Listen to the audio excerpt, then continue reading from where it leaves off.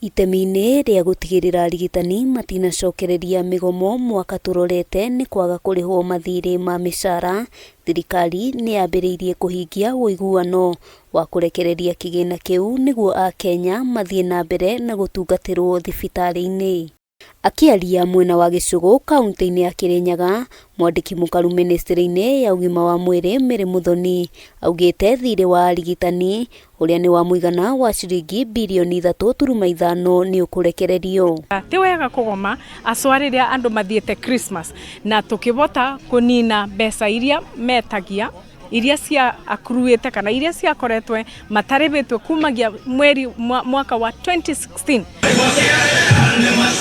Kũringana na Muthoni, arigitani matirĩ na gĩtũmi gĩa gũtabania mĩrũrũngano o ũndũ ũmwe na mĩgomo, amu thirikari nĩ yambĩrĩirie gũtĩa ũiguano wao na gũkinyĩria rĩu mũigana wa ciringi birioni 1.75 nĩ irĩkĩtie kũrekererio. Tũrabota ona kũrĩkania na maũndũ ma interns cohort 2 ya 2023-2024.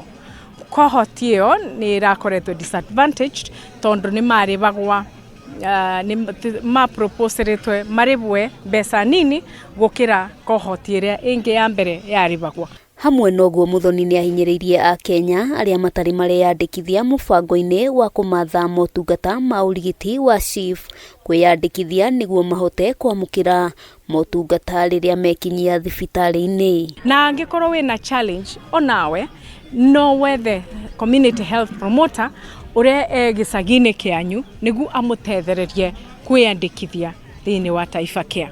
Na ona thĩinĩ wa mathibitarĩ andũ nĩ marandĩkithio instantly. Ngarama ya gũtwara andũ arĩa akũrũ kũrĩa mathibitarĩ kana thĩinĩ wa registration health services centers kwĩna challenge ya transport. Koguo thirikari ndahoya na atongoria othe nĩ mathiage mashinani. Ihinda-inĩ rĩu Muthoni nĩ agathĩrĩirie wĩra ũrĩa ũkoretwo ũkĩrutwo nĩ ateithĩrĩria a arigitani matũũra-inĩ wa gũtungatĩra Akenya, akiuga onao nĩ marĩkĩtie kũrĩhwo thirĩ ũrĩa ũrarĩho. Mokaga gũtuona nĩgetha mũndũ akamenya ũrĩa karĩte na ũrĩa mwĩrĩ wake ũbana.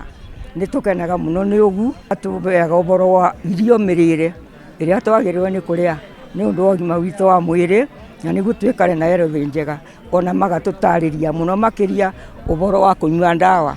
Handũ-inĩ ha Kameme TV, rĩtwa rĩakwa nĩ Wambui wa Njũgũna.